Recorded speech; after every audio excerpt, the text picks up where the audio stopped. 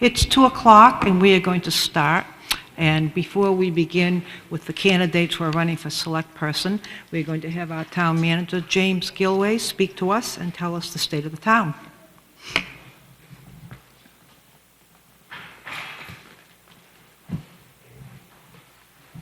Thank you. I want to thank everyone for bringing this event back to us. It didn't go away, but some of the key members have moved out of town, so it was kind of questionable how we would end up this year. But we're here, and we're glad to have a full slate of candidates. And I will be as brief as I can with my manager's report.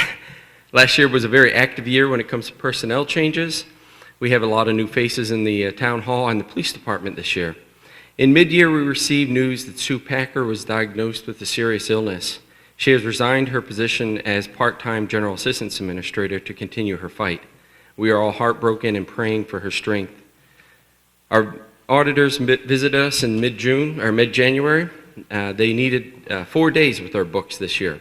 Again, they told us that we're doing a great job with our financials. We earned $34,088 in interest on our investments last year. Our revenues in 2017 were very strong, helping us to a significant increase in unappropriated surplus. We currently have $1,124,901 in unappropriated surplus. This is $261,505 more than this point last year. At last year's annual meeting, we approved spending $50,000 of that to offset taxes. But this year, we built our budget proposal with a significant increase to the revenue being used to offset the operating budget. This will act similarly to using the surplus. The use of this revenue against the budget should pretty much negate any increase in the mill rate as a result of municipal activities. As we always point out, the municipal portion of the tax bill is only one part. The county taxes and the school make up the lion's share of the tax bill, and we encourage everyone to pay attention to those budget processes. Last year, the price of payment dropped to a 10-year low. The cost of borrowed money remains at an all-time historic low. It was the best time to get some long overdue road improvements done. With our town meeting permission, we borrowed $1 million and we got to work. We paved and or rebuilt 16 roads and the wharf parking lot. We would be doing some additional work this year as we had some money left over. We also purchased the John Deere backhoe from the Water District, retrofitted a military truck for plowing, and bought 2 surplus trucks from the state. This is the cheapest way to go forward, and we get a lot of life out of them. The fire department bought some much-needed personal safety equipment, and we bought a new Jaws of Life. Due to Richard Damaris's good connections with a past employer, we were fortunate to have an air pack compressor and several air packs and bottles donated to the department. The town hosted several events last year with our volunteers. The Memorial Day events were well attended with a parade and ceremonies. The 4th of July events were successful with one of the largest parades we've ever seen. Later in the summer, we put on Maritime Heritage Days, and the interest and participation encourages us to plan this again for 2018. Later in the fall, we again hosted the Fling into Fall event. This community event is always great, and the Searsport Shores Campground successfully hosted Fireborough College again in the late fall. This year, Belfast Area Chamber of Commerce chose this event as Waldo County's Event of the Year. We still have a lot of projects, and we are moving forward. We continue to work with the Maine Department of Transportation on our downtown rebuild. We are in the middle of a planning process with Wright Pierce Engineering to come up with a downtown plan, which hopefully will open up some funding opportunities for us and the chance of having a tax increment financing program for the downtown area. We are studying the possible expansion of wastewater in anticipation of federal funding, and we hope that we might be able to make some improvements to the transfer station. Since we stayed with PERC last year and decided to move forward with PERC, we should see some revenue coming in monies that were held for us, and we hope to look very seriously into recycling plastics. We are also planning our work for the 175th anniversary celebration, which is in 2020, corresponds with the 200th anniversary of the state of Maine. We are working with the state, and we have a committee put together in town, and we invite anyone that's interested in it. We do have some meetings posted. Finally, a very big effort has been made and continues to be made to bring the Maine Ocean School to Searsport. This marine-themed public magnet school is scheduled to open its doors in September of this year. Much work has gone into that project, yet much more has to be done, so keep an eye on us. I sincerely want to thank the staff, including the full-time, the part-time, the per diem, and the volunteers of Searsport. Last year was a difficult one for many reasons, and everyone did a great job. Our continuing success depends on their dedication and your support. I thank the citizens of Searsport for your continued support. I want to recognize the various committees and boards of town that express thanks to all of them. And finally, I think I really want to thank the Board of Selectmen. They are the decision and policy makers for our town. They are very fiscally conservative and always put the needs of the community ahead of their own. I especially want to thank Aaron Fetke this year. After serving on the Board of Selectmen for 12 years, with most of that time as its chair, Aaron did not seek re-election. His professionalism and guidance for the board has helped set the example of good local government for many years to come. And since we have 4 candidates, I'll defer questions. I'll just stay here till the end because I'm sure we want to get to them. Thank you very much.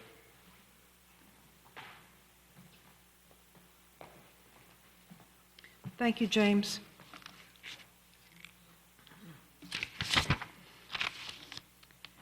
Well, the format for today is we have 4 people running for 2 openings on the Select Board, and each person will have 2 minutes to give an opening statement, and then they will be asked questions that you have written, and I will read the questions, and I will start with Tom first, and the next time I will start with AJ, and I'll rotate like that so somebody doesn't get to be first all the time. And at the end, they will have 2 minutes to give a closing statement, and I'll ask that you not clap or applaud until the very end. We have Tony Bagley, who is the school board representative, rerunning. He's actually the chairperson. Unfortunately, he would have liked to have been here. His son is in a hockey tournament in Augusta today, and it's the same time as this, and that's where he is. He expressed his regrets and said that he would have liked to have been here and explained what's going on in the school board and where they are and answer your questions, and he's sorry that he couldn't make that. We have a timekeeper, Marietta Ramsdell, and as I said, there are 2 minutes for every question, and Marietta will keep time, and when you have 30 seconds left, she'll hold up a sign, so you'll know you have 30 seconds left, and then at the end, when your time is up, she will also hold up a sign saying that your time is up. So if you'll try to keep to that, we'd appreciate it.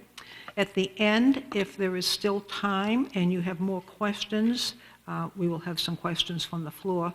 Usually this runs from 2, we'd like to end by 4, and very often it's before then. So if we have questions, that'd be okay. And of course, don't forget to vote when we have our elections. So we'll start. Okay. I'm going to ask each one of you, introduce yourself, and you have 2 minutes, and to say whatever you want to say while you're running or whatever you would like to say. And we'll start with Tom. Good afternoon. Thank you, everybody, for showing up. I'm Tom Hodgkins. I've lived in Searsport about 8 years, a little over 8 years, on Pine Grove Apartments on Union Street. I know a lot of you through church and through Tozier's, where I work. I've also worked at Hannaford, and people recognize me from Hannaford as well after 15 years there. I love the town of Searsport. I honestly didn't think I would, but I realized a small community is the way to go. It's a beautiful town. The people are so friendly and very supportive of one another. And I'm just glad to be here, and I'm glad that I'm running for selectman. And I appreciate your votes. AJ? Hi, I'm AJ, coach of Arthur Jr. I'm running for selectman. I've been here a couple times before. I guess the reason why I'm running is I've served the town in many different capacities. Worked for the town for 21 years, and I figure that it's time to step forward, take that step up, and be a leader, be a representative, and hopefully do what I can for the citizens of the town. Thanks, AJ. Doug? I'm Doug Norman. I have had the honor to be your selectman for the last 9 years, and I'm running again because I have been working on a lot of projects. This is going to be a very exciting 3 years. The most important thing I think we've accomplished, and James mentioned this, is for the town to have kept, and the selectmen to have kept the budget at reasonable increases, 0, 1, and 2% for these years it wasn't easy because we have extraordinary costs in health insurance and benefits, but we did manage to do it while at the same time supporting all the things in terms of safety and equipment to keep the town running good. I've worked 12 years on the downtown revitalization, and this is supposed to happen in 2019.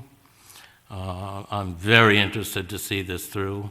It's a $5.25 million project. We need new infrastructure, and I'm sure this is going to happen, even though it's been postponed many times. For the last 2 years, I've been working on the comp plan. It's 95% finished. I think people will be very happy. I think it's a consensus plan, and it will be done and presented to the selectmen probably in the next 2 months. Thank you. Thank you, Doug. And last but certainly not least, Linda. Thank you. My name's Linda Morse Payson. Some of you may remember me. I grew up here in Searsport. My family moved here when I was 9 years old. I graduated from Searsport High School in '79. Yay, Vikings. The next 30-some odd years I spent away from Searsport, unfortunately, but I ran my own business. I had an auction house. I am an auctioneer, and we employed 14 part-time people. I am a avid Rotarian. I was very involved in Rotary and was president of the West Bay Rotary Club in Camden. We did a lot of community service projects, and I enjoy doing community service and helping people in any way that I can. I would like very much to see our town have some positive growth. I moved back here last year, and I just love how Searsport looks now. It's blossoming, but I'd like to see it be even more. I'd like to see jobs that our young people wouldn't have to leave town, and that they could have, wages that would make it so it was very affordable for them to have a home and raise a family here, and so they could be as happy as the rest of us are when we come back. And I thank you very much. Thank you, Linda. All right, first question, Tom. What can the town do to attract businesses to the downtown storefronts? That's a good question, and I've thought about that myself. I don't have an answer. I think that would be more of a committee thing that we'd have to discuss ourselves. I know there are historical buildings down there, so obviously we have to keep that into mind. Advertising would be a good thing. A lot of infrastructure repairs along the roads would help. I know people from Portland and in the Bangor area that would love to have a business here, and we'll see what happens. But again, it's a good question. It's something that I couldn't make the decision on my own. It's something that's a committee that would have to decide. But I'm open to listen, and I'm open to hear what they have to say. Thank you. AJ? think if I'm correct, there's probably only one or two places downtown that are empty. I know that I've heard that one small business in town has actually acquired the business next to them, and they're expanding. That's, pretty exciting for them. I've heard that another business in town has acquired another long-time building in town, so hopefully they're able to bring some prosperity to that. But I think the biggest thing that, as a selectman, that you can do to attract businesses is just stay out of the way. I'm a strong believer that, when you get government involving or interfering with business, it kind of muddles things up a little bit. I think we've got a pretty good economic development director and team in town, and our planning board does a pretty good job at following the ordinances and the state laws that are set forth for development. So I think that's more or less an economic development issue, and for the planning board to continue to do their job. Unfortunately, all these buildings are privately owned, and they're vacant for a number of reasons. The selectman only job, I believe, is to create an environment where people want to be here. Ultimately, the downtown revitalization plan, I believe, when it's finished, new sidewalks, new road, new lighting, I think will be the answer to make a thriving economy downtown. What AJ said is a very positive statement in terms of a couple of buildings. The Brick House will be reopened. The old Jordan's building is being reopened to, I don't know what's going there, but these are very positive things. Thank you.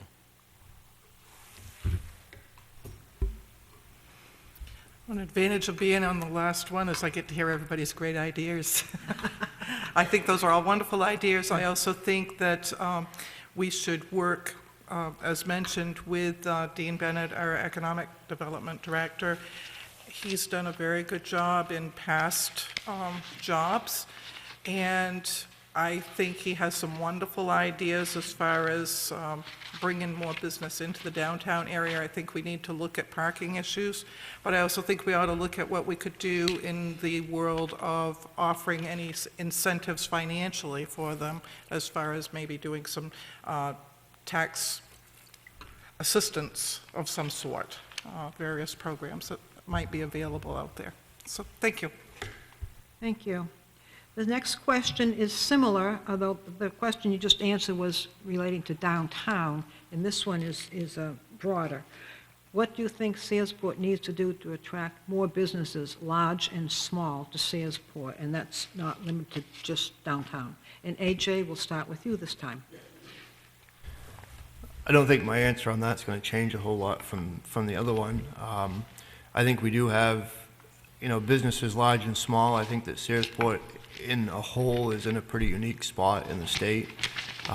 We have a lot of resources that are available to us, both through the port.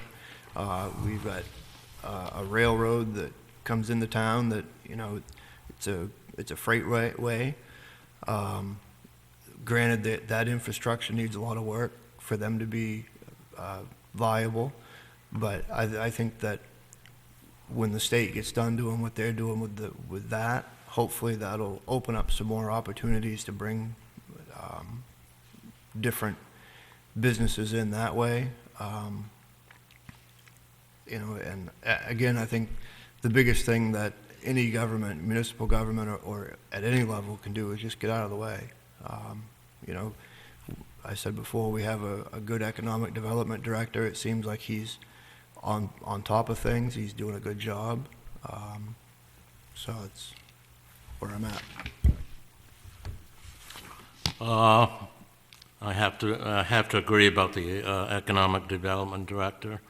He's done a good job, and recently the selectmen approved a a downtown plan that isn't just downtown, it's going up Mount Ephraim Road, and these kind of plans are very good for businesses that want to relocate here. Wright Pierce has a very good reputation. They just did a plan for Old Town. It also helps get grants. And again, anything, the selectman's job is to keep taxes down as much as possible and to create an environment where businesses and people want to relocate. Linda? I think one of the major things would be promotion. Once the downtown revitalization project is underway and people are going to be talking, there's going to be a lot of word of mouth advertising for us, but there's also some great resources out there. Recently, we were featured in Main Biz, which is a business promotion magazine, and very nice article about Searsport. And I think, you know, a lot of people are looking at things such as that to expand their businesses. Where do they want to go? They want to go to the places that are new and happening, and this is going to be it. And we just need to get the word out a little better. Thank you. The next question will be starting with Doug, and it concerns, I'm sorry? Oh. Did we? I started. Tom took the last one. Oh, yes. Aren't we starting with Doug? Yes, but Tom didn't answer. I'm sorry. Oh, I'm sorry. I'm so sorry. Yes, go right ahead. I'm sorry. Yes, yeah. It's just a short answer. I think we have to be open to change. A great book is Who Moved My Cheese? And it's simply about change happens in life, whether it's small or large. We have to be open to whatever happens in the future, whatever businesses come in. I would love to see, and I'm probably going to get booed for this, you know, a big box store, a larger stores. I know that people in Belfast, Camden, Rockland, they didn't want it. But I know that they do shop at Target, they do shop at the Home Depots, they do shop at these stores, and they shop locally too. When I go to Waterville, if I go to Walmart, I go to the downtown stores. My friends do. I mean, we all do. You know, it's an inevitable thing. But I think we have to be open to change and expanding ideas. Thank you. Thank you. Now we'll start with Doug. Okay, and this concerns the police department. Actually, we had two questions about that, and I think this one has two parts, and I think it sort of answers the question somebody else asked. Part one is explain your point of view as to whether or not the town of Searsport needs its own police department. And part two, if you believe that Searsport does need its own department, what do you believe the town must do to attract and to keep, and keep is underlined, quality candidates? I'm sorry, I didn't hear the last part. If you believe Searsport needs its own police department, what do you believe that the town must do to attract and to keep quality candidates?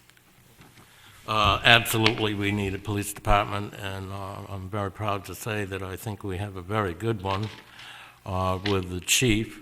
Our problem is that right now in this period of time it's very difficult to attract police officers.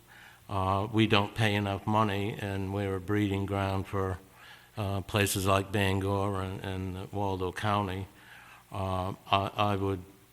I have supported the police department 100%, and if elected, I will continue to do so. At some point, we're going to have to, this year, we gave bonuses up front to attract police officers. I think we're going to ultimately have to do more than that and pay a lot more. We're nowhere near competitive to Belfast or surrounding towns. So that's it. I'm going to, yes, agree wholeheartedly with what Doug says. We definitely need our own police force. We need to attract people who are going to stay here. We don't need people who are going to come here and be here for a year, 2 years, and then dump us. We need something to get them in here and keep them here, and they need to be willing to commit some time, but that needs to be done. There's going to have to be some financial backing for that. It's not going to be done, by offering to give them a new uniform every 2 weeks or anything. It's got to be realistic. And anyone who doesn't think that we need this police department here, I'll just share my own personal experience that happened to me several years ago, not in this town. I lived in a small town in another county. They had gone away with having any police officers locally. They let the state handle it, which the state was fine in doing that. The only problem was they only had one state trooper on for the county. At 11 o'clock one night, there were rifle shots outside of my house. My husband at that point was a selectman, and there were some issues going on. And there were rifle shots outside of our house at 11 o'clock, and we were scared. We were laying on the floor. We called 911. They sent the state police. It was an hour and a half before anyone arrived.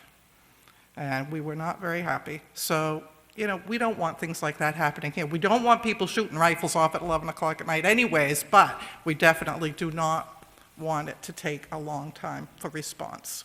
Thank you. I agree with my fellow candidates. Chief Leahy does a super job out there. You see him at the schools, you see him in town, you see him everywhere, and that's an awesome thing. It makes you feel a little bit more secure. Interestingly enough, I was with friends last night from Owl's Head. He is a dispatcher and a firefighter down there, and he says they have the same problem. They get a good candidate, they go through the training, and then eventually another town will take them. And I believe in Owl's Head, and I could be wrong, but the town that takes the candidate from Owl's Head pays a penalty. They pay the town money after the town has trained these people. Obviously, more money is needed in that department. We do have good candidates out there, I'm sure. People that are coming through the academy, they just need an incentive to stay here. And a lot of the young people that are going through the academy, my friend John said last night, they're looking for excitement. A small town may not be the town for them, but I'd rather have a small, quiet town than a New York or a Portland. I think absolutely we do need the police department. Not necessarily a police, but we need our own. As everybody said, and I don't know how he does it, Chief Leahy is in 10,000 places at one time. He's either dealing with incidents, interviewing people at the station, or he's at the school, or he's trying to deal with calls during the day. And this problem that the town of Searsport has with people coming in and getting a year or 2 or maybe 3 years of experience isn't something new. I think probably Mr. Gilway could echo this, even with his time on the police department, that people would come in, get their feet wet, figure out what's going on, and then they'd be like, oh, well, somebody else is paying more money and I'm going to go there. I think that we should look into, some sort of method of incentive to try to keep these people. I know that there's towns in the southern part of the state that they're offering, sign-on bonuses and stuff like that. And there's stipulations that come with those. They don't just hand the money out. But I do think that it is something that needs to be looked at. We definitely need good candidates to come here and stay here. Okay. Linda, I think we'll start with you now. The environment is our economy, says Senator Collins. How can Searsport protect its waters from industrial pollution?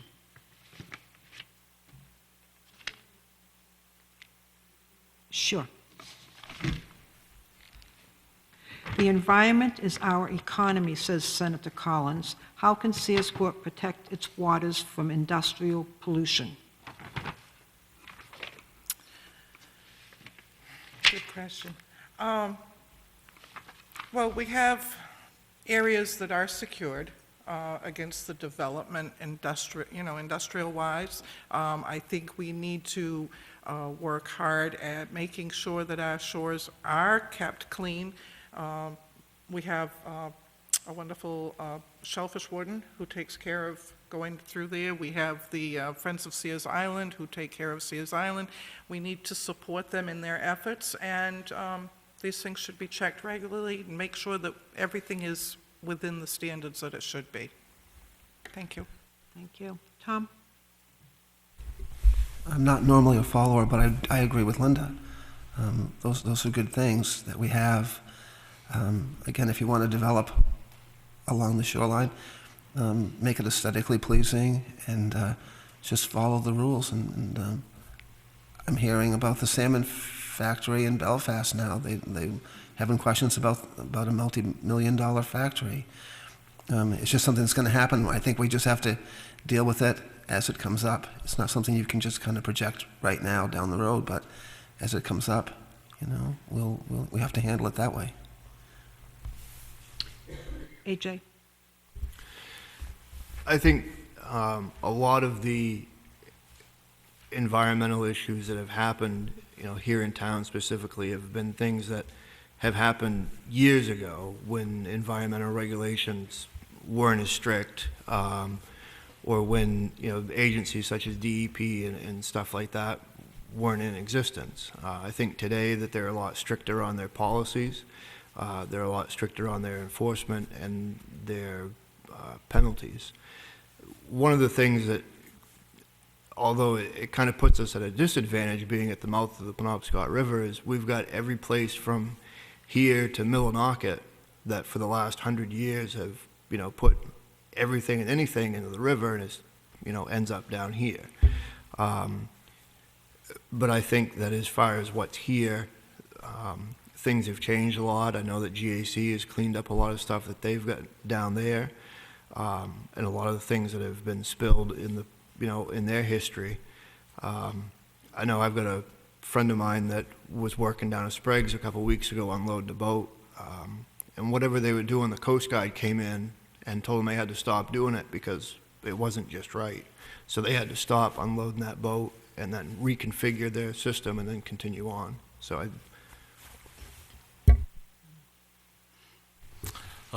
It's very, I think we've done in the last 30 years a very good job of protecting our waters through shoreline zoning, DEP, and just not allowing industry to pollute our waters at will. When I was growing up here,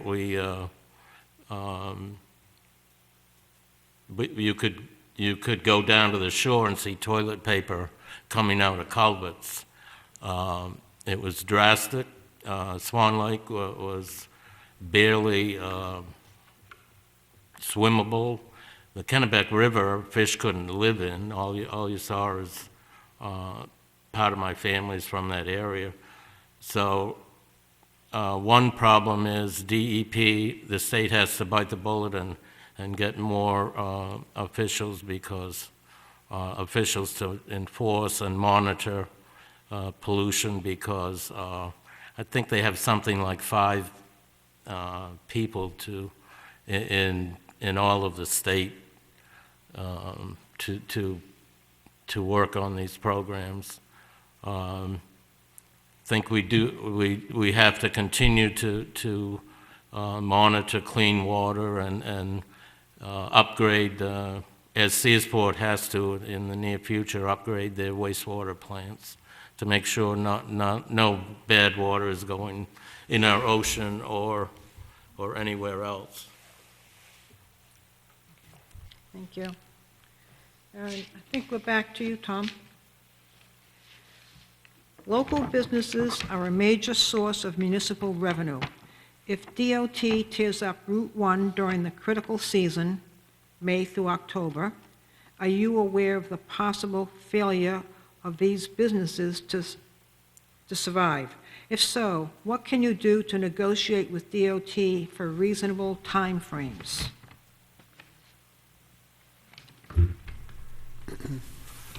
I don't believe even tearing up the roads will make that big a hardship. I don't think it will.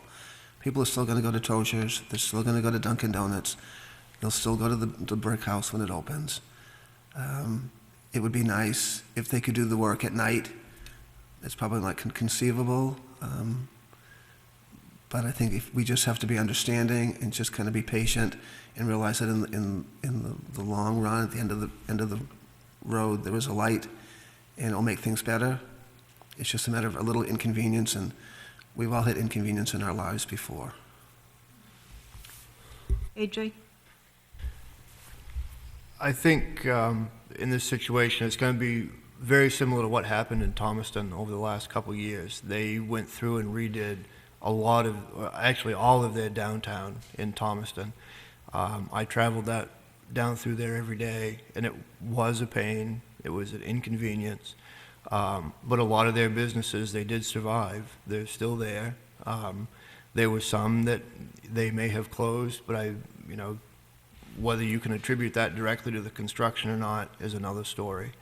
And I think that we're a pretty tough town, and I think that we'll survive this. It's something that needs to happen. I know, as Tom said, night work is a possibility. I know that in Thomaston, the Maine DOT offered that to Thomaston to work, day and night down there, and that was something that they rejected. They didn't want work done at night down there. So, that would probably be a possibility, but I'm sure that it would come up to some sort of public consensus as to whether or not it was allowed to happen here. And as far as the seasonality of the work, obviously in the wintertime, you're pretty well limited to what you can and can't do for construction, so. I've been on the revitalization committee for 6 years and worked on that plan as a citizen before that. That's the number one issue with MDOT. I can guarantee you I have mentioned it to them in meetings probably 50 times. They have no interest in putting people out of business. They've promised to work with people and do the work as quickly as possible. Downtown, the street is not going to be, it's just going to be an overlay. It won't take very long. The digging and new storm sewers is going to be disrupted, but it shouldn't put people out of business. We still should be able to conduct business. So there's no question in my mind that, and they've also, MDOT has promised to work with people, individual businesses, to do what they can to alleviate the problem. I don't think it's going to be the problem that people perceive, and I don't think it's going to be that long in terms of the entire downtown area. Certain areas are going to be different and have a bigger problem, especially where the storm sewers are going to be.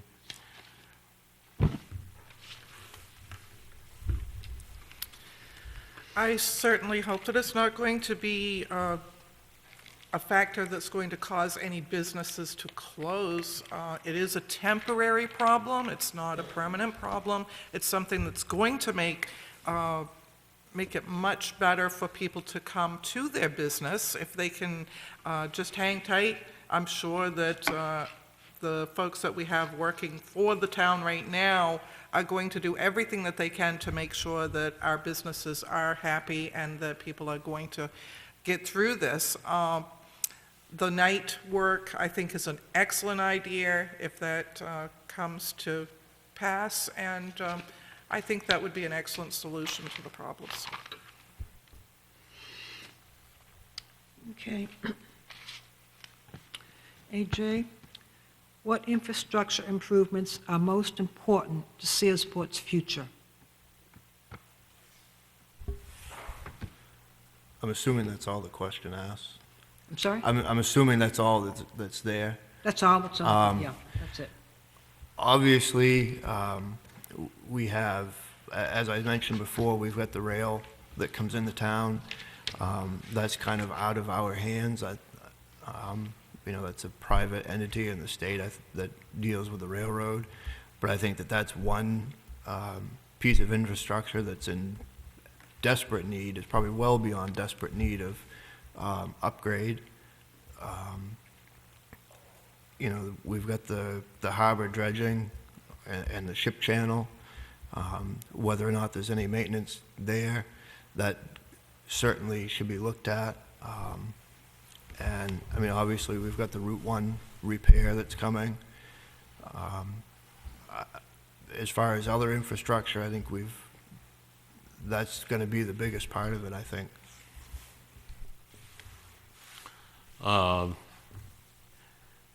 The storm sewers in our wastewater system downtown is 100 years old. Some of it has to be replaced. The dredging is going to happen next year, or possibly this year, I'm not sure. That's important. It won't be as extensive as originally planned, but there'll be a turnaround for ships, and that's a big deal. We have to upgrade our wastewater, and that is going to be mandated by the state, I believe, in the next couple of years. And I would like to see Bangor Gas Company, while we're doing the downtown renovation and digging up the road to put in gas lines, they want to go to Belfast eventually. This would be the perfect time to do it.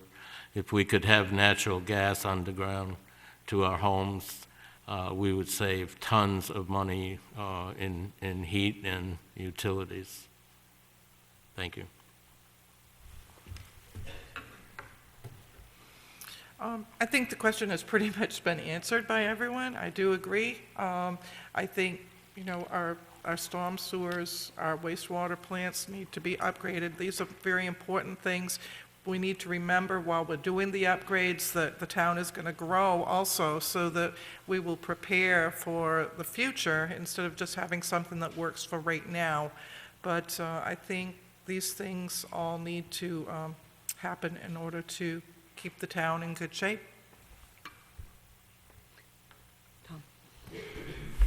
Again, it's just a simple answer. I think most of it is just, besides the wastewater plant, is just cosmetic. Just some of the streets, the sidewalks, the sewer system, things that can be done probably reasonably in an inexpensive way.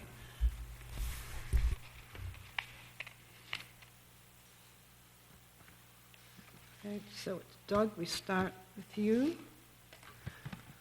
What role do you see the Board of Selectmen taking in the next 5 years?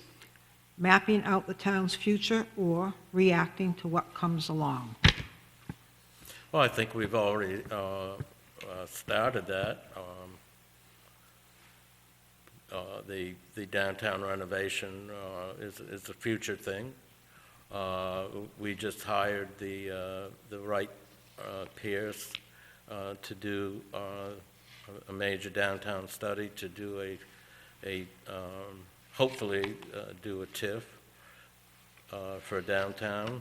These are very proactive things. I don't think we're reactive at all. I think the future is very much ahead of us, and I think we think about it every day. That's about it.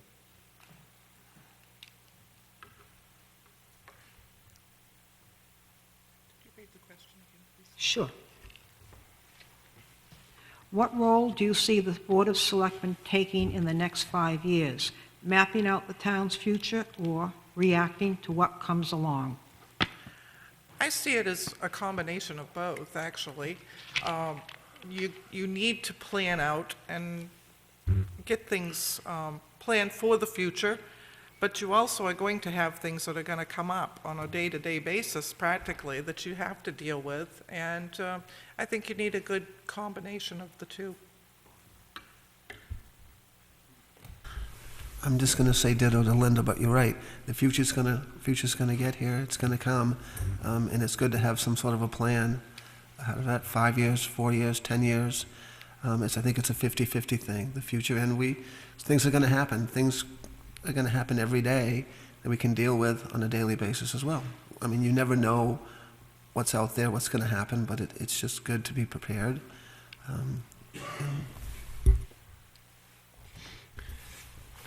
I think my answer is going to echo what everybody else has said. I think we're as a town, I think we're right on the edge of some really fantastic things to happen to the town, probably in a long time.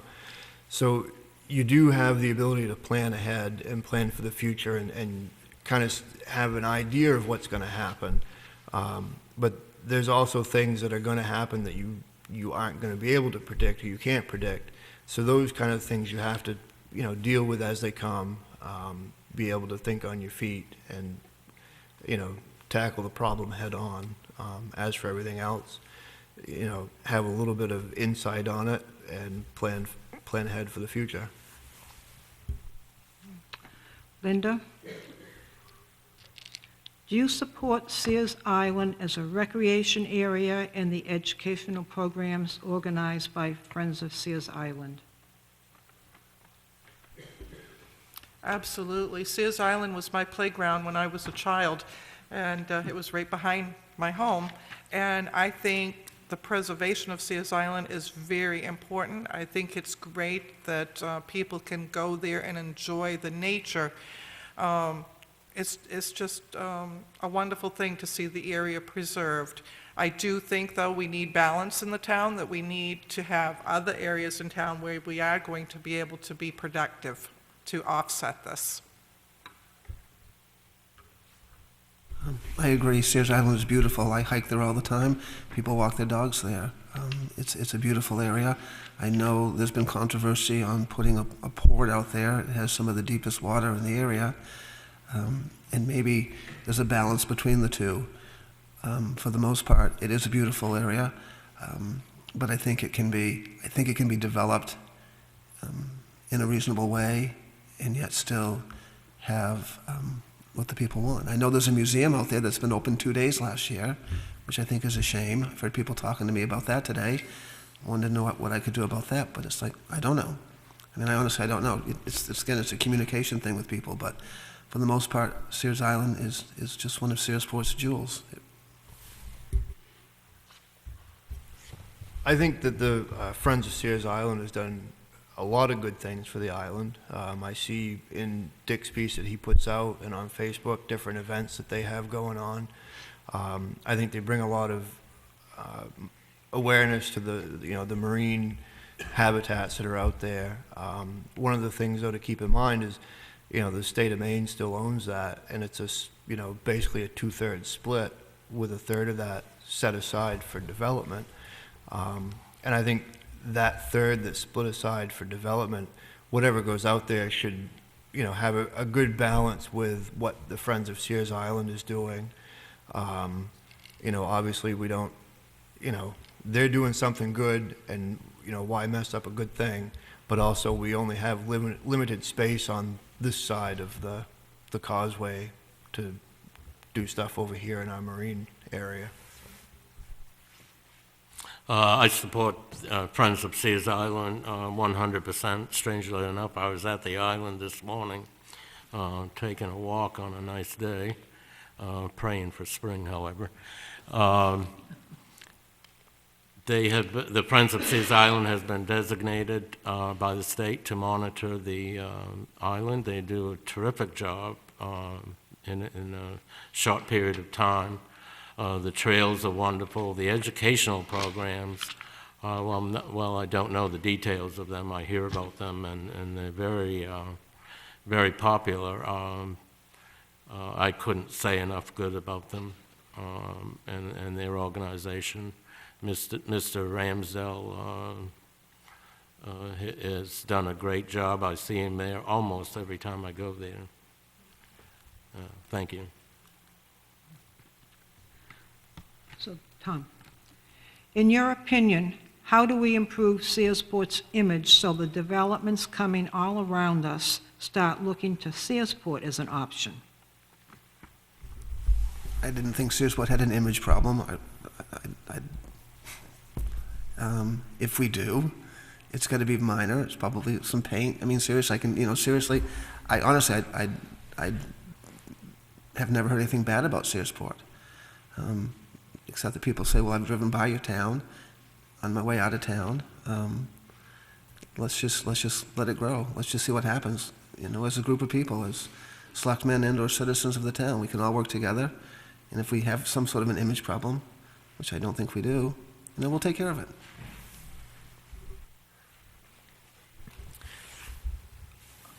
As far as attracting businesses to town, I think that my opinion would be that in the past, we have been very anti-big business in town. Whether some of those businesses were just too big for what we were trying to do here in town, or their plan might not have been complete, that's another thing. I know that there's been a lot of large-scale businesses in the past, we'll say 60 years, that have looked to the town to come here, and they either get run out or turned away. And I think that's a deterrent for a lot of big companies that want to come here. They look at that past and say, well, why even put the money into it if we're just going to, dump it in the garbage, and, we're going to get run out and we're going to have an uphill fight the whole way. So I think that's where the image problem comes from, is that, historically anything big or controversial gets run out.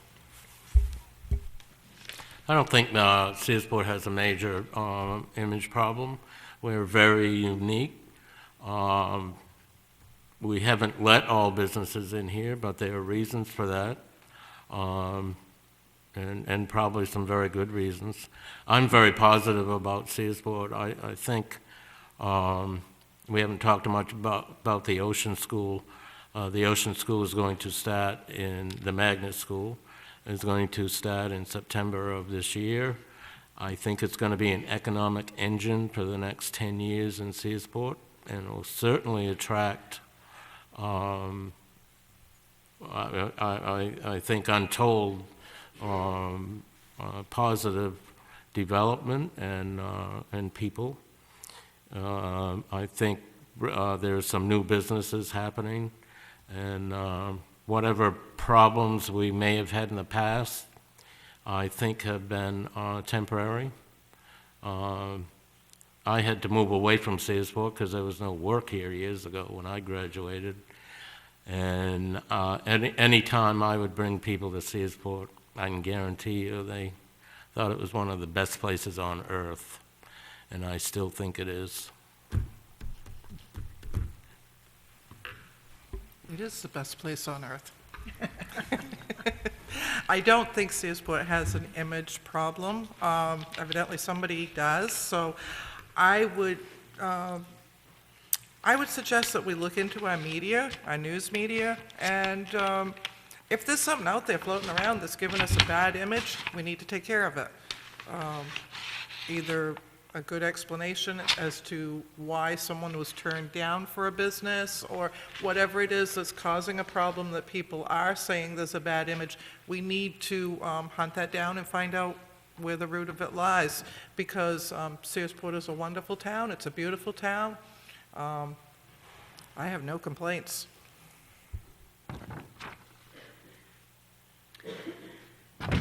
Next question, let's see. Start with AJ. What are your thoughts about the future of Searsport? I think this word example or explain, not sure which it is. Reason for young people to stay in town. Can you try that? I was trying to keep up with you. Okay. What are your thoughts about the future of Searsport? The word is either example or explain. The reason for young people to stay in town. I think it's for an example. Reasons for young people to stay in town. I think that with the magnet school coming, that's not going to solve all of our problems.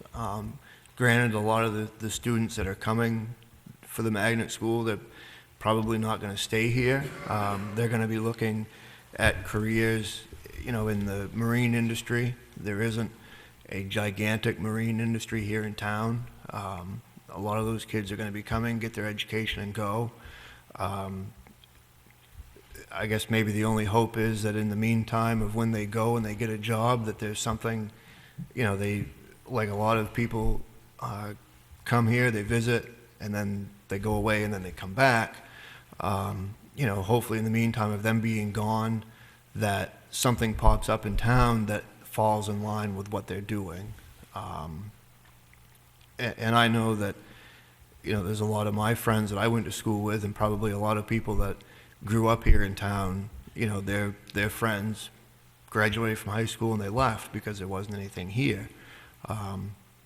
As for what that fix is, I'm not sure. I think the answer to keeping young people is obviously jobs, jobs, and jobs.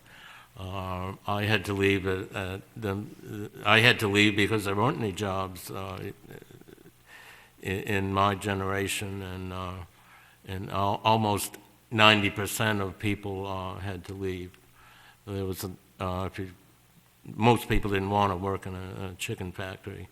It's a little different now. Belfast has created jobs. I think Searsport has to think about get out of the box a little bit. The one thing that we haven't done much about is the marine. Our asset of the water and the port is the port isn't necessarily underutilized, but certainly other parts of the coast are. I'm hoping the ocean school will change that a little bit. Those that can find jobs will stay. I don't think it's a beautiful place to be, but unfortunately, some people may have to leave for the same reason I did. I hope they're lucky enough to come back like I did.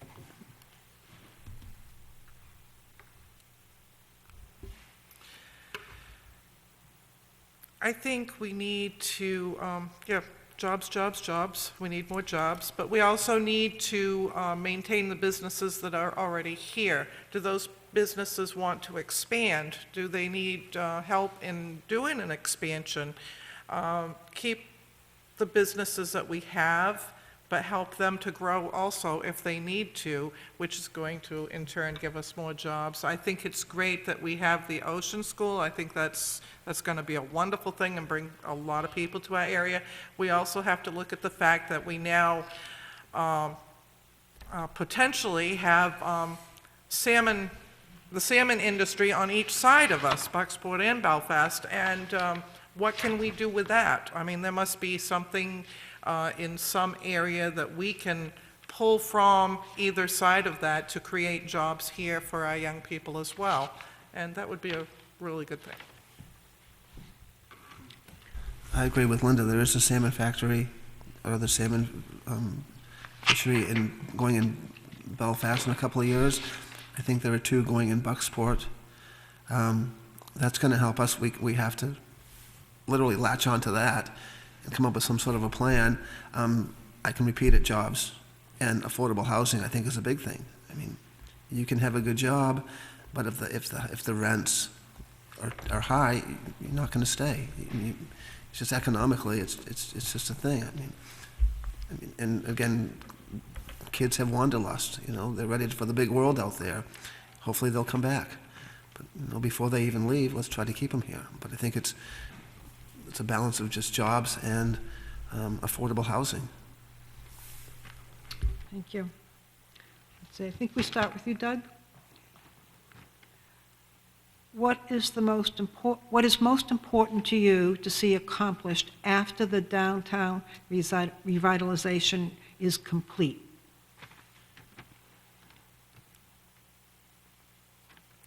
Well, I hope it works and new businesses come to town. That's one thing I'd like. I think the most important thing to me is the Ocean School. And I think it's very far-reaching in my mind. It's going to be a while to get off the ground, but as I said before, I think it's an economic engine for Searsport. I think it will put us on the map. The Limestone Magnet School is very successful. This is the perfect place for an ocean school. I think it'll ultimately attract people from worldwide.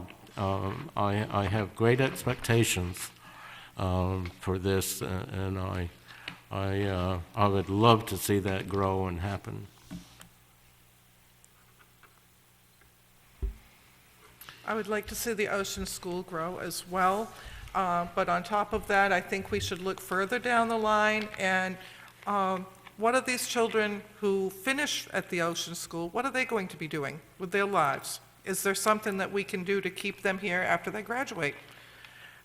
We need marine-related jobs, probably, that are going to keep these children here, but give them good wages. I mean, it would be easy, probably, to bring in jobs that are going to be minimum wage jobs. It's probably not a hard thing to attract those kind, but it's going to be a little more difficult to bring in jobs that are going to pay a lot more than that. And I think that's very important to our community, because when you have that, there's nothing wrong with minimum wage jobs. Many people are very happy with their jobs and the jobs that need to be done. However, the more productive people are, the better the response is going to be in your community. They're going to have better attitudes about themselves, and they're going to feel good. They're going to want to participate in their community. They're going to be proud of themselves, and they're going to be proud of their neighborhood, and they're going to want to live in a beautiful town. And I think that's very important. I agree with the Ocean School, but I think we also need to attach ourselves to that in some way to keep growing. It sounds like we're putting all of our eggs in one basket and just kind of hoping that's going to be the savior, that's going to be the end all to save all. And it's a good thing, but it's also realistically, we have to realize that we have to kind of disperse. We have to. You can't gamble all on one thing. It's not a smart thing. It's not feasible to do that. But I think that we can work on the school and have some sort of an offshoot with that with other things as well.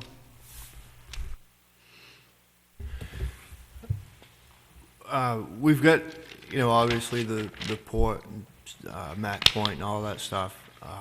But one of the things that I guess after the downtown revitalization that I'd like to see is maybe a little more promotion with the rest of the town. I think a lot of people are lost on the fact that this town not only is a narrow strip 7 miles wide along the coast, but it's also 7 miles deep. And I think we have a lot of agricultural land in the northern end of town that is underdeveloped and underutilized that could be used for different purposes. So I guess that's one of the things that I'd like to, or hope would happen, is that the rest of the town would kind of get the recognition that they've lost. Linda, I think we start with you now. What is your plan for economic growth to fill up Sprague Docks and Sears Island? Commercial, not in the resource protection plan.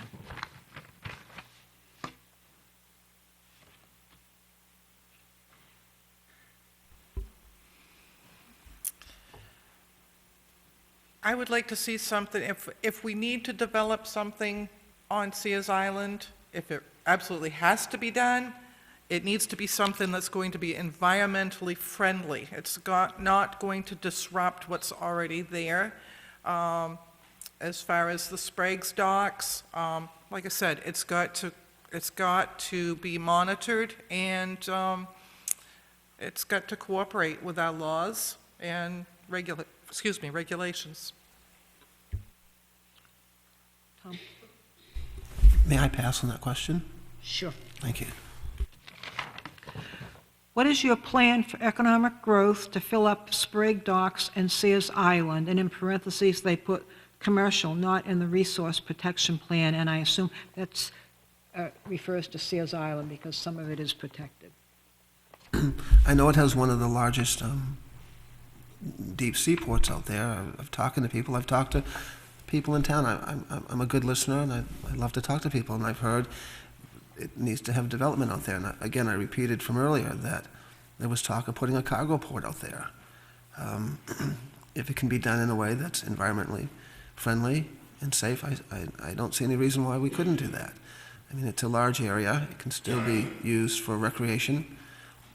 We just have to be open to new ideas. We have to be willing to have change in our lives.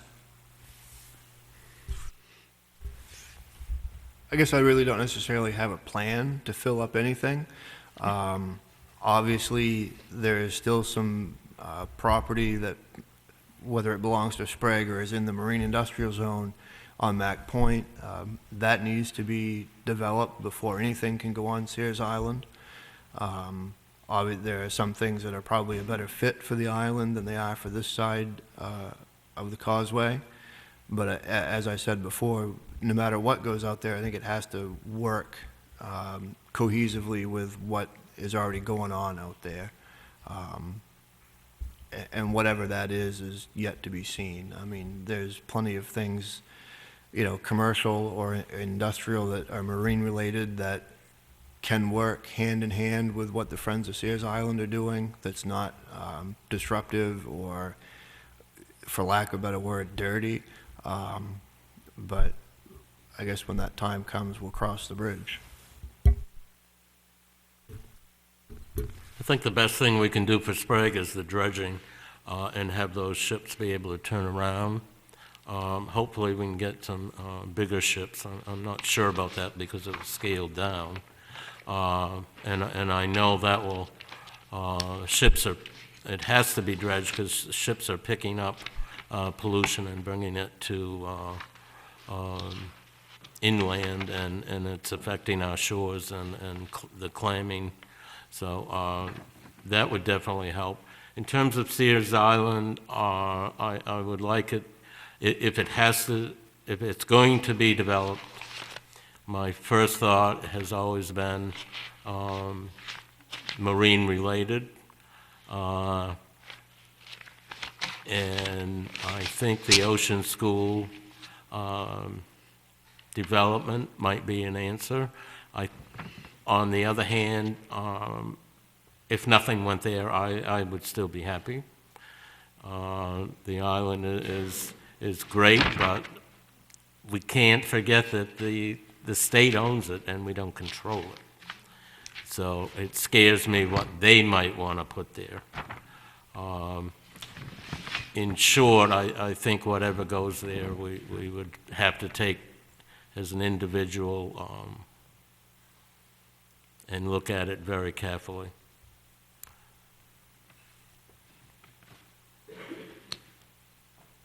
So we start with you, Tom. What is the Economic Development Director doing now to attract business or industry? In all honesty, I'm not real sure. I know that we've put in a Dollar General. I'm sure they're working hard on it. I mean, I think it's not only just one person or a committee. I think it's all of us that need to continue to see that the town grows. The town's not one person. It's everybody. We all have our inputs that we should be able to express. I've been to several selectmen's meetings. I was the only one there in the town as an observer. It was kind of a shame. I was kind of disappointed because we're going to listen to you as you listen to us. And that's what I have to say. Thank you. I'm hoping that right now he's enjoying the day.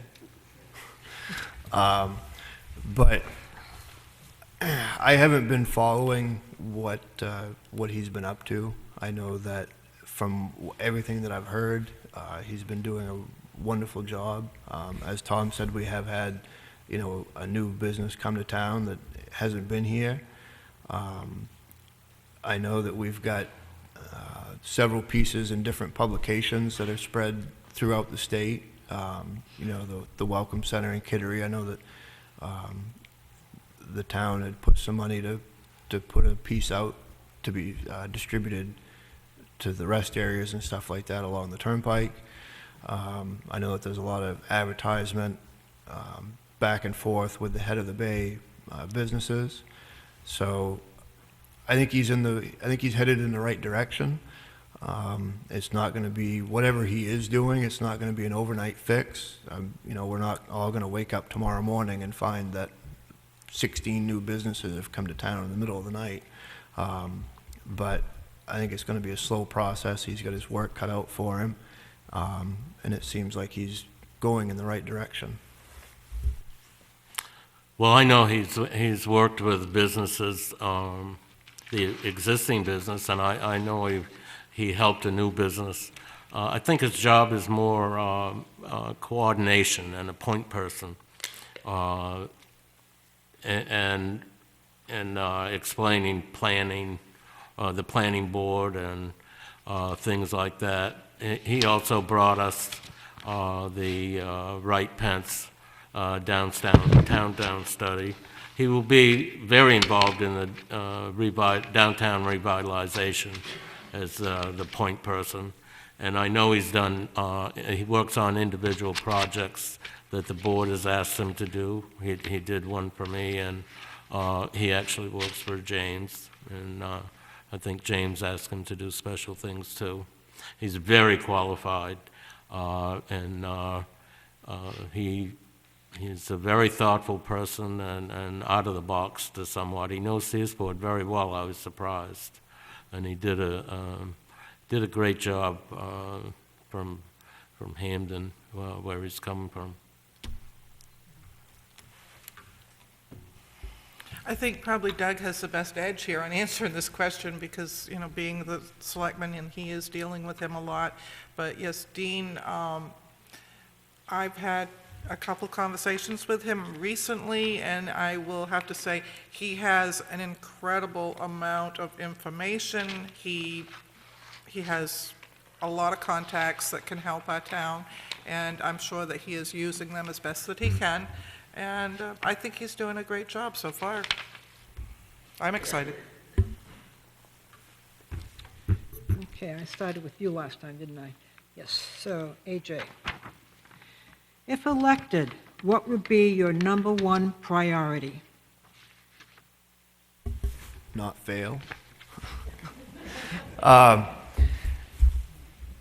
think my number one priority is just bring some new perspective to the board. I've been to several meetings over the past years. I'm pretty well involved with what's going on in town.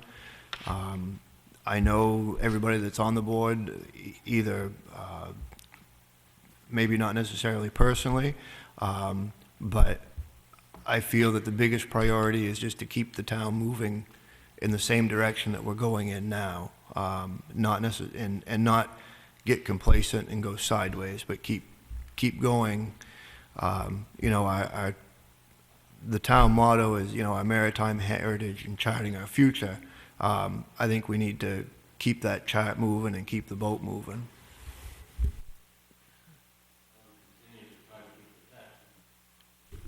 I try to keep the taxes down as we have in the past.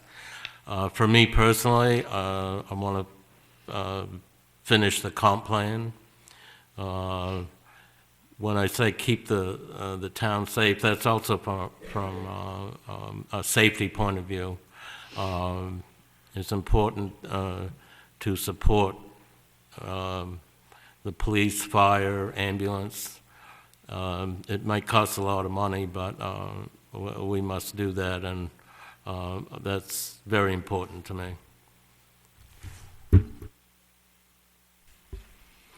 I think safety is our number one priority, or should be. We need to feel comfortable in our community. We need to feel that if something happens, someone will be there for us. If I had a second option of what would be my priority, probably it would be I want each person to feel that they can come to me if they have an issue or a question, and know that I would do whatever I can to get that answered for them. Question? Sure.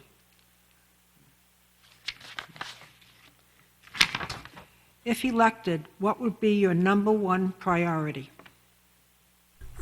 Like AJ says, to keep the town moving, but above that is to go out and just to talk to people and to listen to what they have to say, because your opinions mean more than the 5, 6 selectmen that are on the board. I mean, you're the people who are the town. You're the town. We're not the town. We're just those who are going to be elected to help run it. But I would love, and I'm accessible at Tozier's when I'm there. I'm a good listener, and I love to talk to everybody, and I'm always willing to learn. So it's just the thing is that my important thing, my first thing would be just to listen to you people. Again, you're the town. You're the people who make it successful. You're the people who are going to help us move it forward. This next question is addressed just to Tom and Linda. So, Tom, I'll start with you. What experience in municipal funding and budgeting do you bring to the position? As far as municipal, 0. I'll be honest, 0. But I've run charities. I've helped raise money for Cancer Society, for wounded veterans. I've organized parades where we've had tight budgets and this. And I'm very frugal. Ultimately, people know me. They know that I'm frugal. It's not my money. It's your money. So it's our money, I guess. But it's not something I'm just going to throw away willy-nilly. And again, we'll listen to you. But I am frugal. Linda?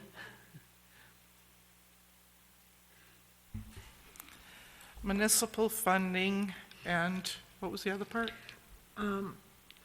Budgeting. And budgeting? What experience in municipal funding and budgeting do you bring to the position? Well, the first thing I will say is I was married to a selectman for 6 years, but that was in another town, but I had to listen to all of it, and I got all the information. When you're married to a selectman, you might as well be one. So, that's secondhand education, but I still feel that I did get some education through that.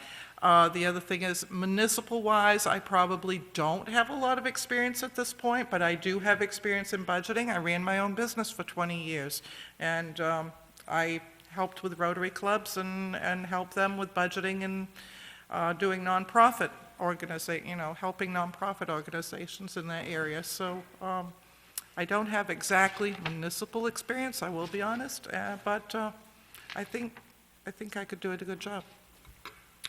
Thank you. That is the end of the questions that were submitted to me. Does anyone have any question they would like? Okay, well, Charlene, I saw your hand first.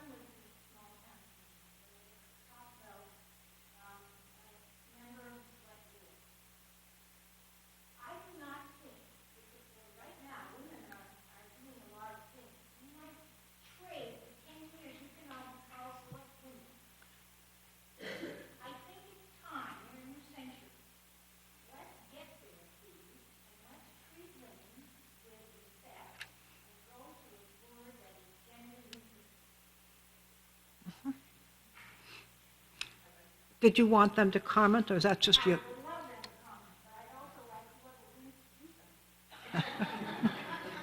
Charlene, what's a gender neutral? I mean, select person, it still has son in it. We're never going to make you women happy. I'm sorry, but I say that, I agree with you. If somebody said, if a woman's on the board, then it's a select person. You're right, it should have been that a long, long time ago. I agree with you. 100%. You're welcome. AJ? I will see what I can do. I guess I'm not, I couldn't be entirely sure. I think, and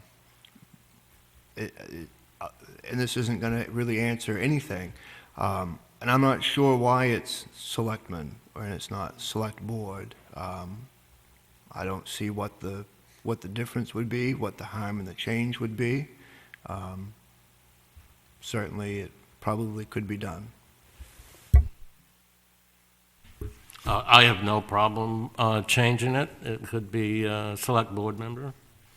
And I will say, I promoted women on any level all my life.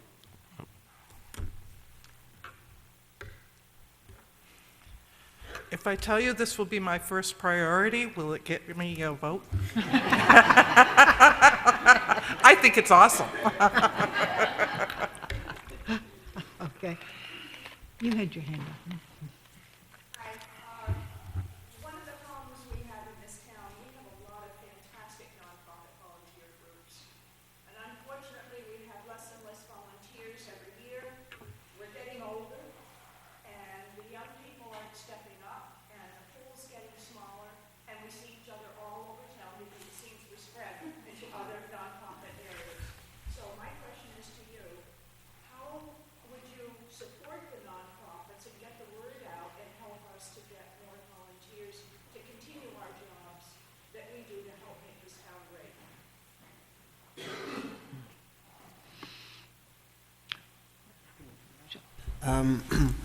A year or so ago, I talked to Dave Walsh, and I think he's in part runs or organizes the Fling in the Fall. I believe that's what he told me.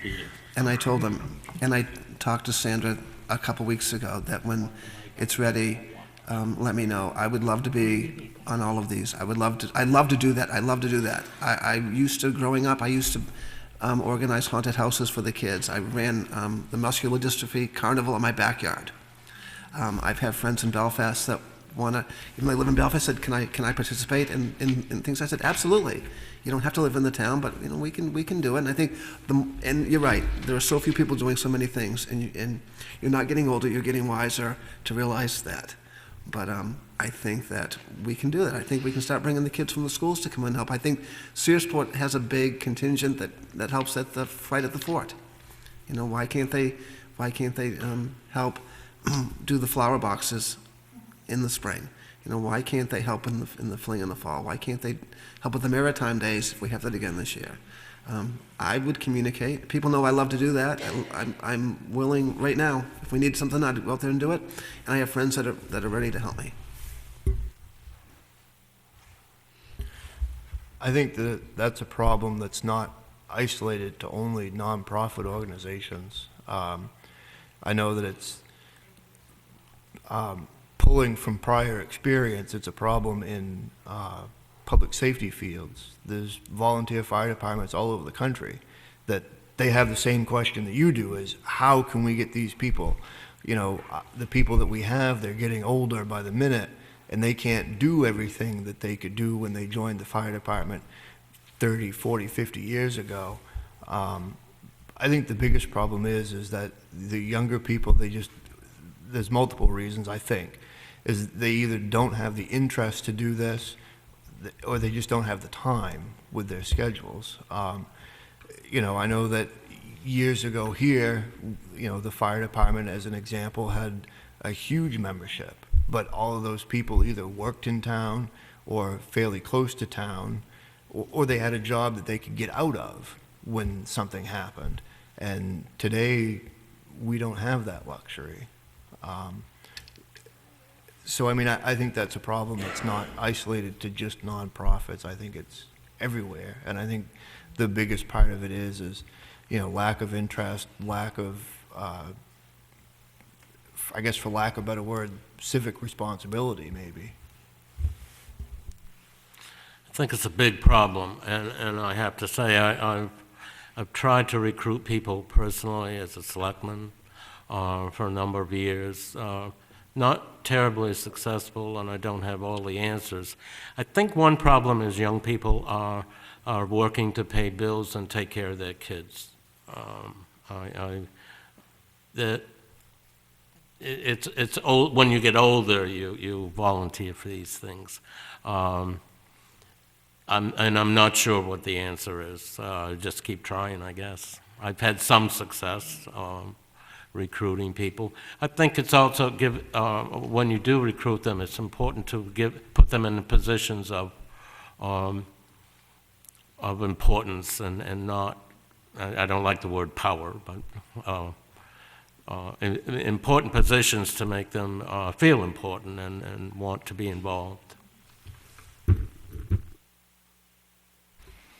I think one of the things maybe that would help is to get them more exposure so that the community remembers that they're out there. I mean, a lot of people just kind of forget that all these volunteer opportunities are out there.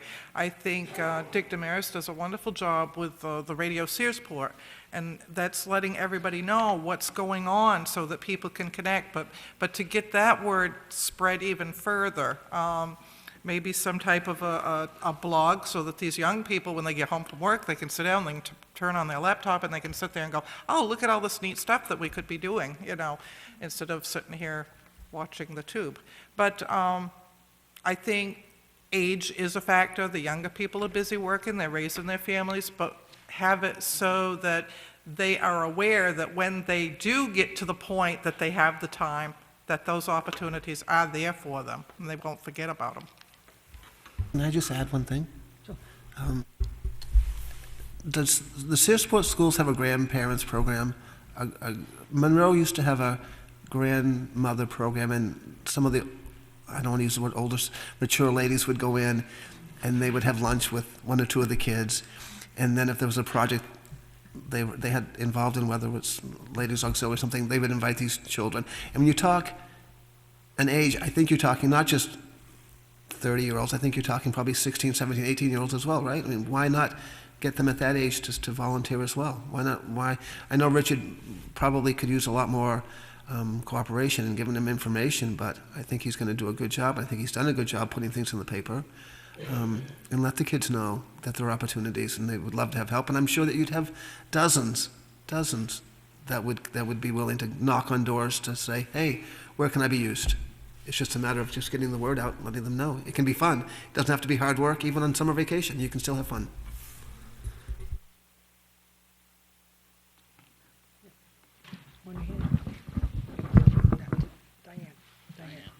Diane's one. We gotta get the question heard by people at home, so I'll carry this around. Why do I have to start it?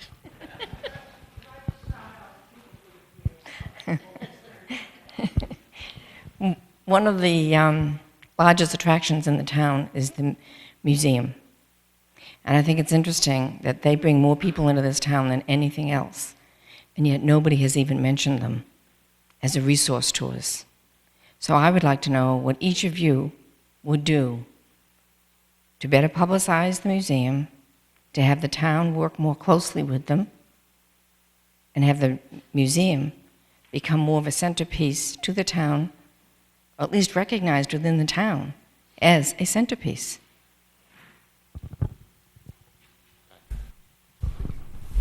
Years ago, when I lived in the Bangor area, friends of mine, we probably had a van load, came down here because you had the big Pirates exhibition going on for the entire season. And that brought a lot of people in. I mean, I think you need something like that. I don't know how last season's fishing hatchery went over. I don't think there were a lot of people throughout the museum. A lot of times I'd be walking home through the museum and I'd see people out there that volunteer there reading their books on their chairs out front.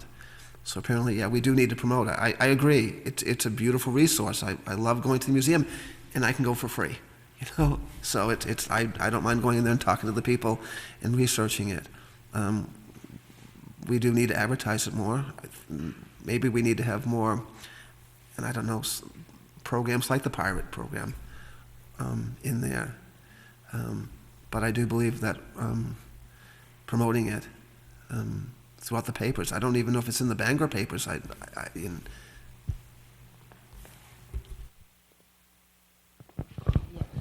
I think I need to clarify my question. I think the museum does an excellent job in advertising itself, but it seems to be better known outside of Searsport than in Searsport. And many of the involvement and the supporters that we have are from people outside of Searsport. So I'm asking the question, as you as potential next select persons, what would you do within the town to promote the museum?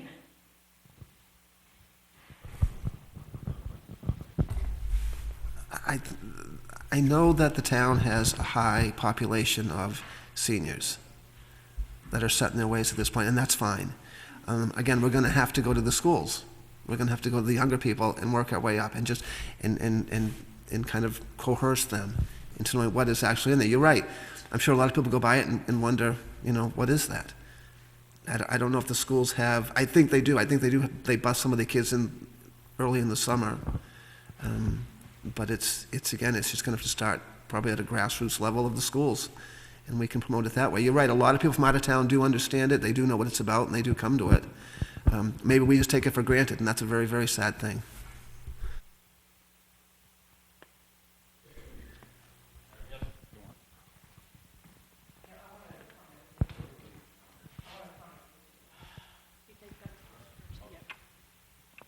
Pause.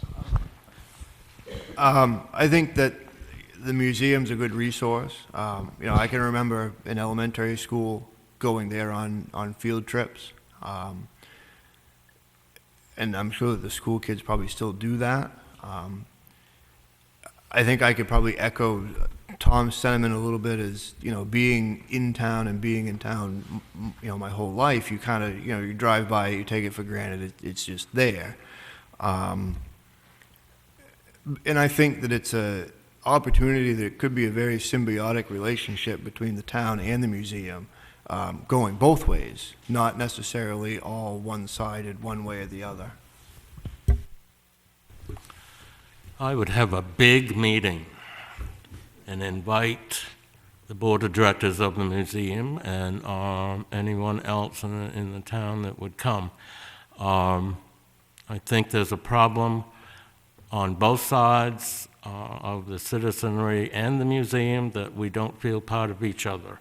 I've held this view for a very long time, and I think we need to, I'm glad you brought it up. I think we need to do something about it. I'm not the only one that feels that way. I had a business downtown. No one from the museum ever talked to me in 11 years. That didn't bother me, but I think that's indicative of the non-relationship between the museum and the people that live and work here, and the downtown businesses. I think we need to get together seriously, and even if it's just to clear the air, and to come up with some reasons that we can both be involve the community. And I feel very strongly about that. It's not to put the museum down. Their mission is not to promote downtown, but I think that would go a long way to help bring us all together. Couple of suggestions that I have. We have some events in the works. Maritime Heritage Days, the town's 175th anniversary. Those are things that I feel the museum and the town could work well together with. Another suggestion that I would have is there a selectman on your board of directors of the museum? Is there room for one? Possibly. So you get more communication going back and forth, crossing over, intertwine the two somehow. Have another event all totally unrelated to any that are already existing, that are just the museum and the town working together to create something good. I think it was 2016, real quick. They did the Christmas tree house on the corner, the big yellow building on the corner. And I think a lot of the rooms were decorated by some of the local businesses. And there's no reason why that couldn't happen more. I don't know. I know Bangor Savings has always been a big they put the Christmas tree up front in the little park there. You know, we can, like Linda says, let's work together, you know? Thank you. Thanks, Dick. Do I have to hit anything? No. First of all, I think all four of you who are sitting facing us have what's good for Searsport very deeply ingrained in your hearts, and we appreciate that. As I've been listening, it seems as though everybody knows we need jobs, but we seem to be thinking that we need to have some business come here and create jobs for lots of people. In this day and age, a lot of people are working from their homes. They have their own business. They use their computers to get most of the business taken care of. And I'm wondering whether if we could just really kind of turn the emphasis a little bit and put the emphasis on, hey, this is a great town for kids. We have wonderful programs going on. And maybe these people who are working on their own businesses would like to get out of the rat race that they might be living in and come to a place like this and still continue their business and have their kids growing up in a healthier community. So how can we go about advertising for people who run their own businesses from their home to come here because it's a great place to raise a family?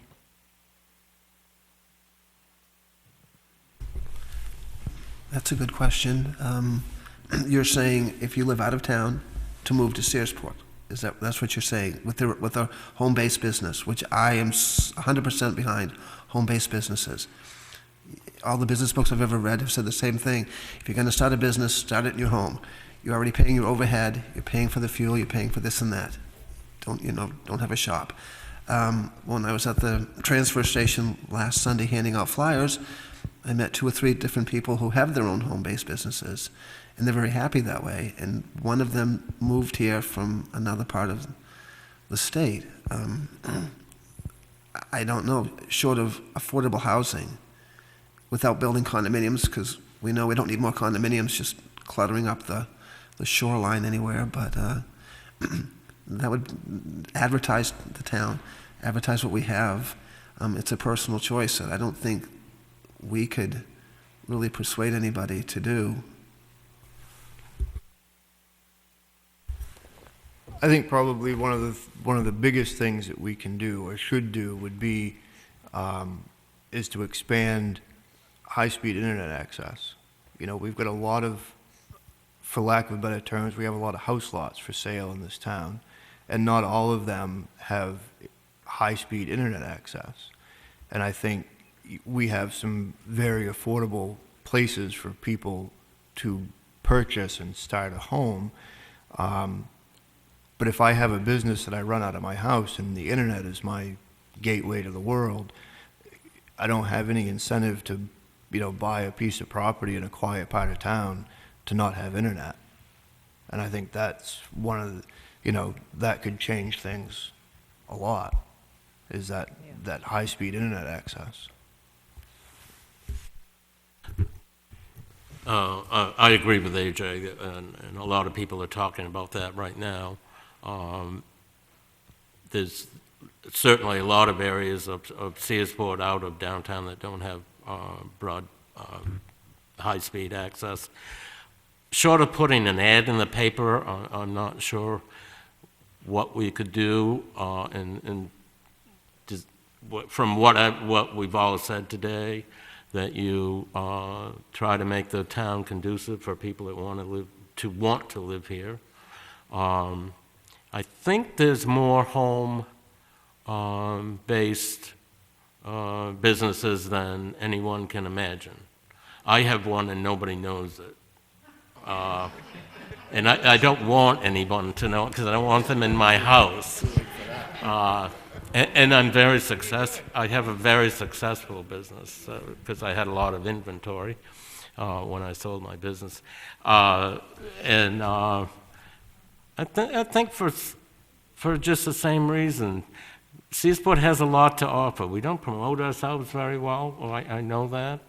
But that promoting ourselves short in ways that cities promote themselves is not feasible for us financially. So I think we have to do it in other ways. And hopefully all the things, the Ocean School is going to have to promote itself. Maybe we're going to get some benefit out of that. I'm hoping. And short of, we can't put ads in the paper, however. Is your business legal? Yes. Okay.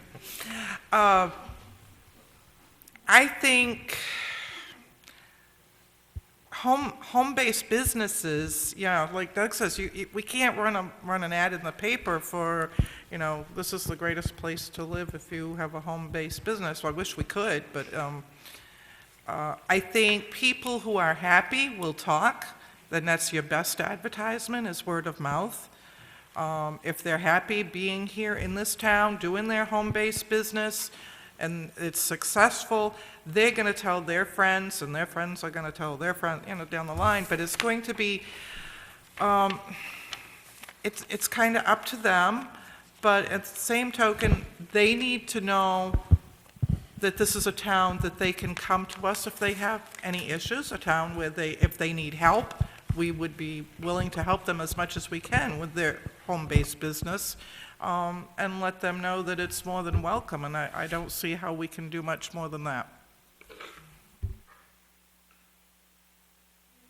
No more questions.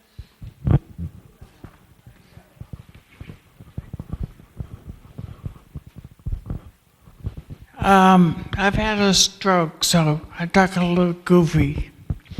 In answer to the lady with the museum, I have run my mouth for quite some time to Jack, who is a selectman that I believe the schools, the town, the museum, the selectmen, the fire, everybody, that they're very underused.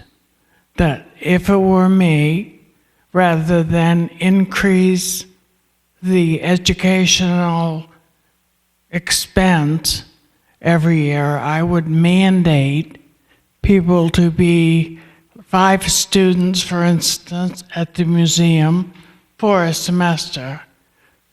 5 maybe being in the whole school in the year. That they attend the selectmen board, the planning board, the every board, and that it is up to us as business people to let the child know and the teachers know that we would like to have them intern and learn. Therefore, they might use their computers, but they wouldn't need new programs every month. I don't think they're taught civics. I don't think they know how the town runs. I don't think they know anything about the museum.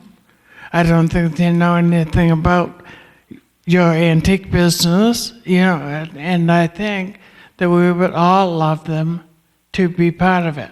So they could write reports, go back to school, and the next semester they rotate. They go then, the ones that were at the select person board would now be at the planning board. And they would learn every end by the time they learn school.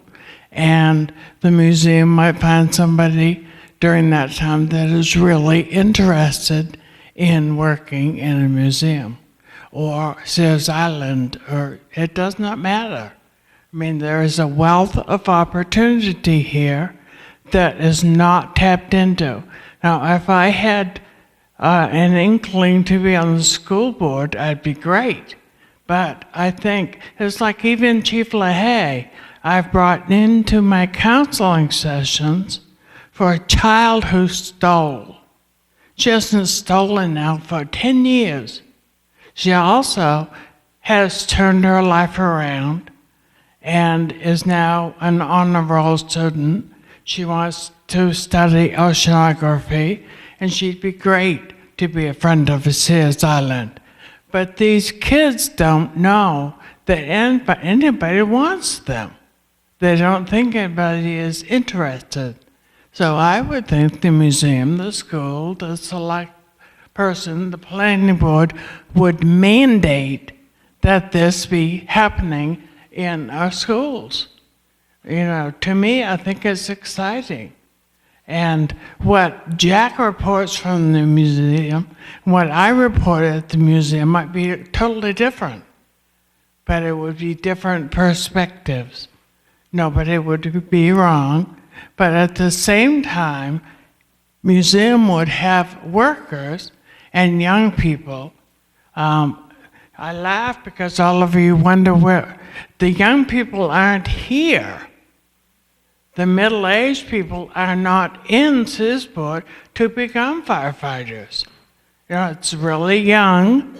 I mean, the junior firefighters, I've had people, kids from other towns say, geez, I wish I lived in Searsport, so they could join the junior firefighters. So we have a wealth of opportunity here, and I keep talking, but nobody listens.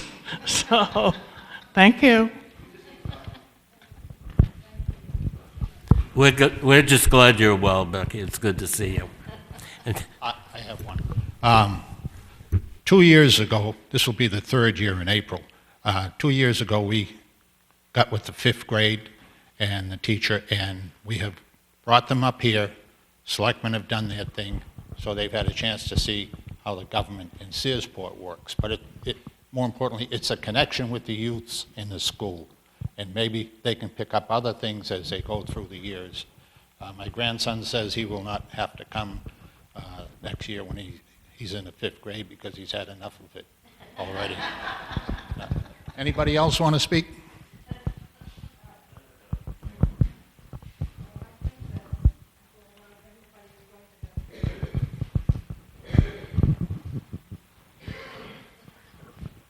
Each one of you will have 2 minutes to summarize whatever it is you would like to say, and then we will be done.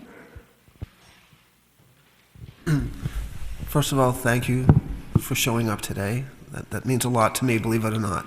It means you people are interested. I may not be the most eloquent speaker.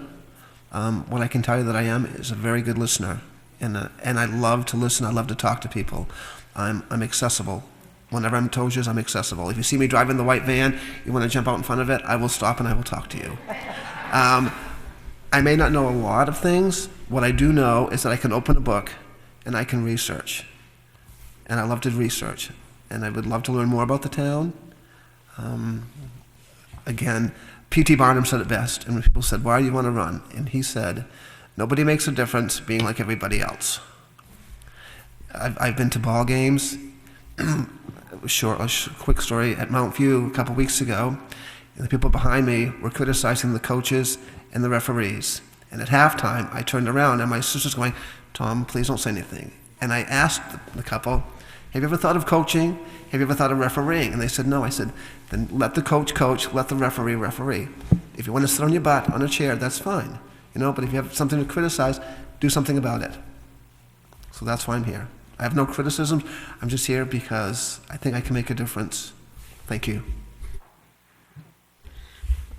Thanks for coming out. It's a nice day. I'm sure probably all of us would rather be someplace else.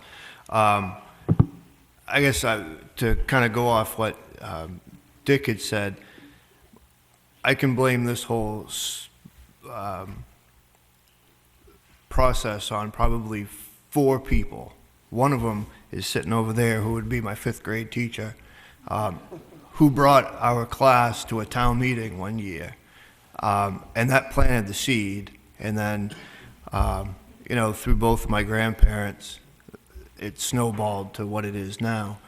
But I hope that you guys, both everybody here and everybody that's watching, they get their questions answered and, hopefully, are able to make a decision on the 6th. And I encourage everybody to come out and vote. You haven't lived till you sit here for a couple hours wondering what the next question will be. And AJ, I was made to go to a town meeting when your grandfather was on the school board, and I haven't forgotten that. It was the beginning, I don't know how old I was, probably 10. It was the beginning of frankly being political the rest of my life. Very interesting that you would say that too.